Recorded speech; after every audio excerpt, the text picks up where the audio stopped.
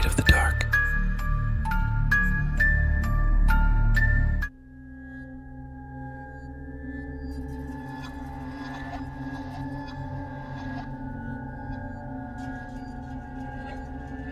Upon waking and before opening his eyes, John smelled something deliciously meaty.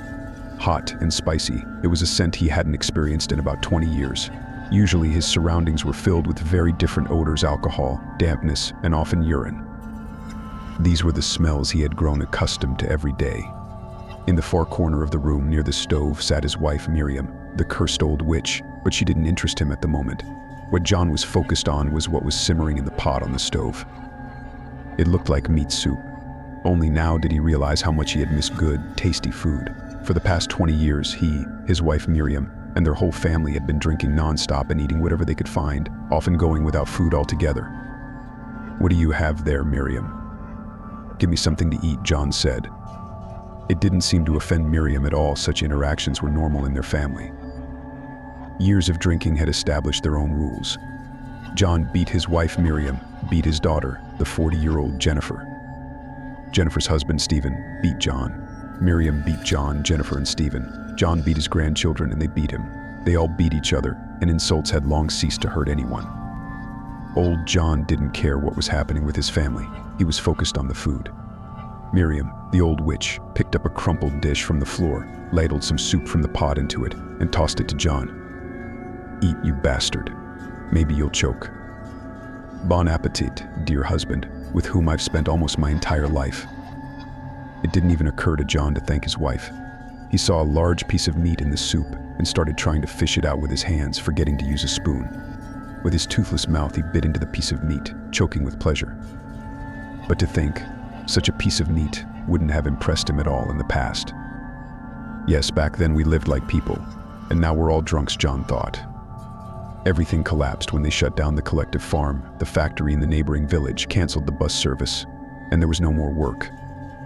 Of course, people drank before, everyone in the village did, but now people started dying. Now there were only 2 houses left in the village: John's house and the house of another old witch, Kate, who was just like his wife, Miriam. Everywhere else were ruins of collapsed houses, overgrown with weeds and vines. Most people had moved to the city. Some had died of old age, some from alcohol, some had burned down their houses while drunk, and some had simply been killed. It was a wild, dirty, and dangerous place. John's family lived only on the pensions of him and his wife. Their daughter, Jennifer, didn't work. She had a husband, Stephen, and 3 children, 2 grandsons who were already 10 years old, and a younger granddaughter, Dasha, who was 6. She had some mental problems, some kind of retardation, and they wanted to take her to a specialized boarding school, but it seemed they had just forgotten about her.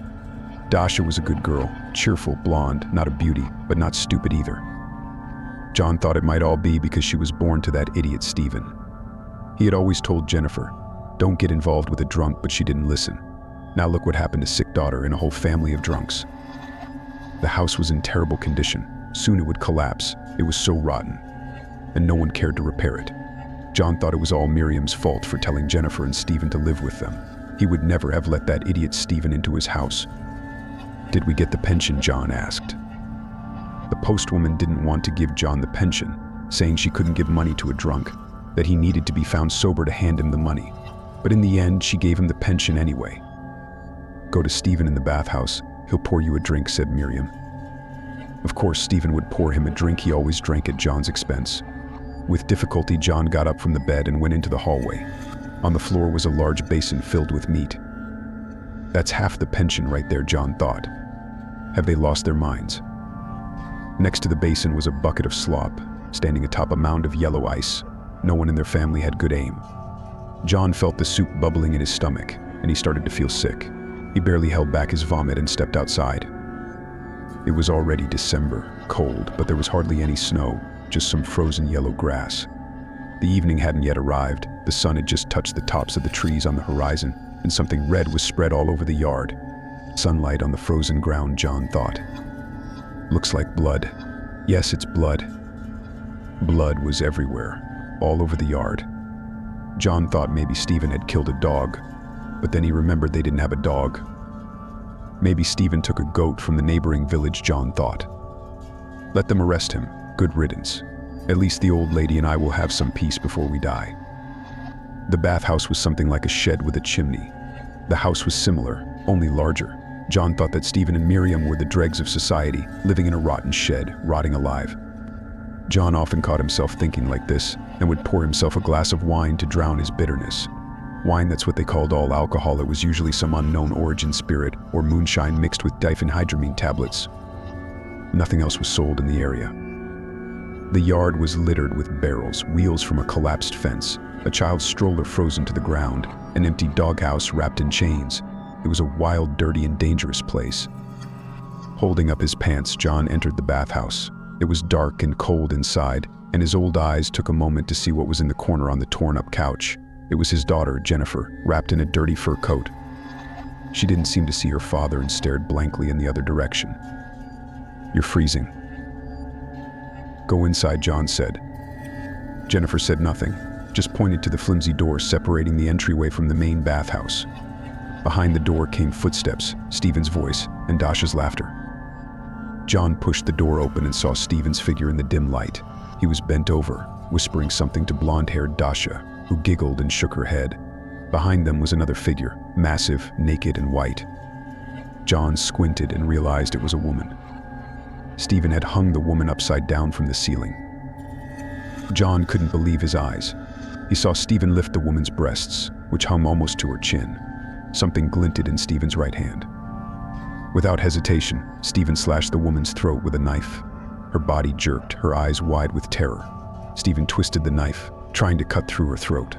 Flesh tore, and when the woman tried to scream, only a gurgling sound came out. The knife came out of her flesh, and blood poured over her face, blinding her eyes. Little Dasha, John's granddaughter, rushed to the body and started licking the wound on the woman's neck, savoring the hot blood. She smeared blood all over her face, neck, and jacket, and continued drinking with delight. John felt his legs give way. He grabbed the door for support, but it swung open, and John hit the wall hard, falling to his knees.